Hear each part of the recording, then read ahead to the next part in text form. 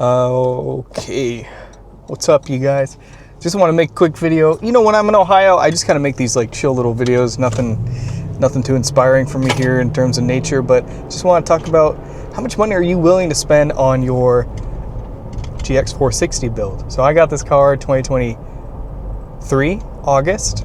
It's been 2 years and maybe a month, 2 months since I've had the car. And last year I made a video when I was in Grand Junction, Colorado, talking about how at that point in June 2024, I had already spent close to $18,000 in parts and installation on the GX 460 so far. So at that point last year, it was already quite expensive, my build. And then I think up to this year at this point, because I got the bumper, even though part of that insurance paid for because I got rear-ended, I would say close to $30,000 at this point invested in the car in terms of parts and service combined. And I don't mean the regular 5K interval services at the Lexus dealership. I mean service to install the parts at my friend Jerry's shop. So I guess my question to you is, like, how much money are you willing to spend on your GX 460 build? Because for me, I spent close to $30K, and everyone's financial circumstances and ability to modify their car is truly dependent on whether they have a family, what kind of income level, where they live, how easily accessible certain parts are, etc., etc. And for me, I didn't really have any discipline when it came to modifying. I didn't have a clear set, okay, this is where I'm going to end my modifications. I feel like right now I'm at a good kind of end point. I don't really need a roof rack or things like that. I don't carry skis. And if in any case, I have the rails already pre-installed from the factory, like the normal rails. So that being said, it's really dependent on you. And you can, one thing I will warn you is, don't do it like I did, where it was kind of almost like a paycheck to paycheck modification. Hey, I got my paycheck. Okay, what's the next skid plate or $1,000 part I can get for my car or something like that? And that's dangerous, and that carried me down a path of just, it made me happy that I could put that stuff on my car, but also at the same time, it stresses you out financially, and it's not a healthy place to be mentally, even though you've got a car.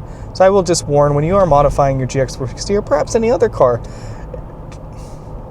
try not to get carried away, and perhaps try to have a set goal of where you want your car to be and where you will be happy with your car for at least a year or 6 months without modifications. And I'm not talking about, you know, oil change and that kind of stuff. I'm talking about, like, let's say I did skid plates, you know, upgraded tires and a suspension, and that was it.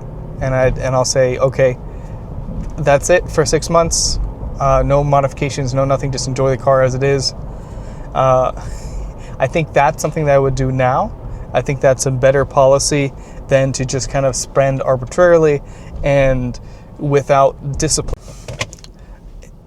And I mean, some people are ready to go when they get these cars, you know, because you may not be buying a brand new GX 460 or 470. You could be buying an old one that is already modified or ready to go.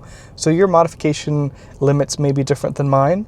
I will just say, you know, I'm just shooting off the hip here, you know, just my pieces of advice in my experience, because I've spent close to $30K on this car. So, and I've damaged the car a little bit. So, you know, I have some fender damage. I've cut the car, put the new bumper on. And when I say my friend Jerry did it. So I never actually turned many wrenches on my own vehicle, which I need to learn how to. But yeah, I mean, there's the important modifications that I got starting off were skid plates, because skid plates have always been important to me, just because sometimes I know I bottom out on things. So that's important to me. And then hold on. Why do people merge on the highway very slow, as if like they have no care in the world for, like, merging on the highway? You're supposed to merge at highway speed, not a leisurely rate. And when you get older, your frontal lobes start to develop more, so road rage becomes a little bit more, I guess, manageable. You realize it's not worth the stress. Yeah, well, okay, like I was saying, first couple modifications I did were skid plates. I put some bumpers, I put the Raptor lights or whatever.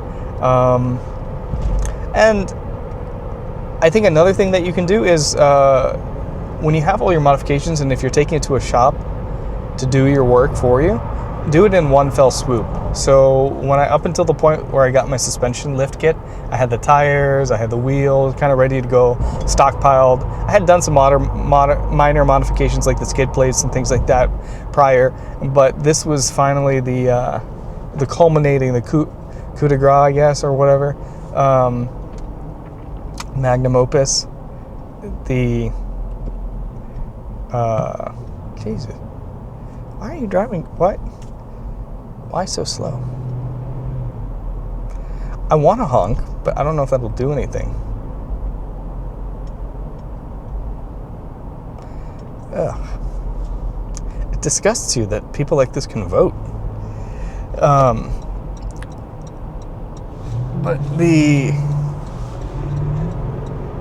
I don't know, dude.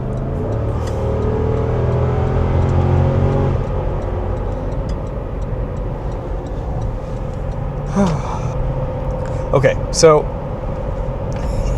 now that I'm on the highway, I'm just cruising. Okay, what was I going to say? So yeah, I mean, just be careful how much you're going to modify, how much you're going to spend on your car. Find the modifications that are important for you. I would definitely recommend skid plates and protecting your radiator, transmission cooler, just certain things that are not only aesthetic, but add some kind of performance value to your car or allows it to run more efficiently. I thought the transmission cooler was definitely something I should have done in the beginning, but I don't tow anything, so it's probably not necessary. But it just gives me a peace of mind, gives me a comfort, because I like, and I discovered, and then as you start modifying your car and going off-roading and things like that, you kind of develop a taste for what you enjoy doing off-roading. You don't always have to give in to what you see on YouTube of, hey, I did Top of the World, I did this Rubicon trail, I did this Jeep Badge of Honor trail. So when I did Top of the World Moab by myself, that was a very scary experience because I got a flat tire. I mean, I punctured my sidewall at the top of the trail alone. And I did the hard part on the way back. That was a level up experience for me, and that made me realize that I don't like doing that stuff by myself, and my type of off-roading is very much geared towards taking a dirt road, some minor, obstacles, and being out in the middle of nowhere in a reliable car, visiting a ghost town or some kind of historical site, or just being out there. And I want a car that's capable and can take me there safely, with good tires and things like that. So as you start your build and you're budgeting your build, make sure you budget also where this car is going to take you and how costly these repairs are going to be if you damage something. Because Top of the World Moab, I damaged some of my bumpers. I didn't get them replaced, I just got them buffed out a little bit.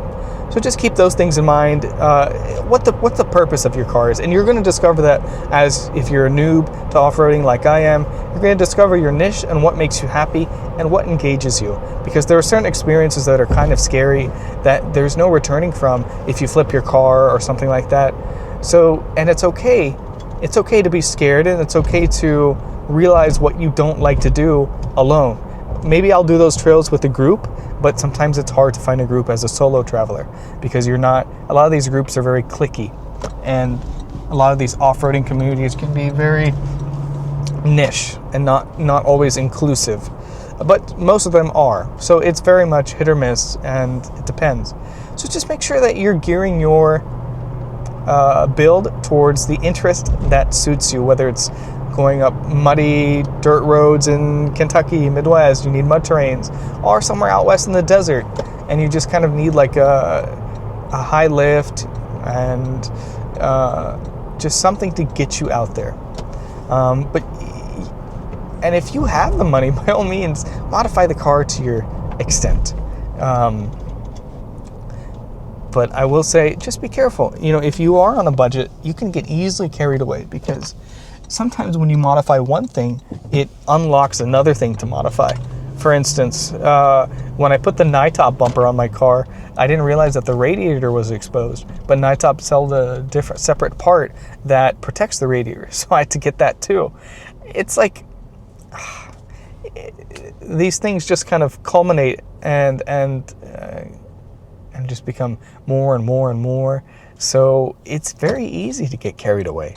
So I will say, just make sure you have a hard set limit and be disciplined enough to stay to that.